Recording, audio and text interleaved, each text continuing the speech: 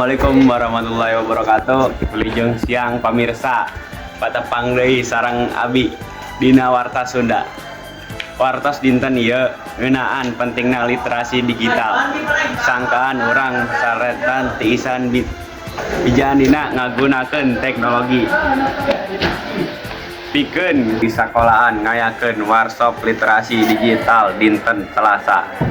Ieu kegiatan dilaksanakeun di kelas, diajarkeun cara ngabedakeun informasi asli jeung hoaks, serta cara ngajaga keamanan akun media sosial. Hal ieu dipriogikeun pisan supados siswa henteu gampang kabita ku panipuan online anu ayeuna nuju seueur kajadian.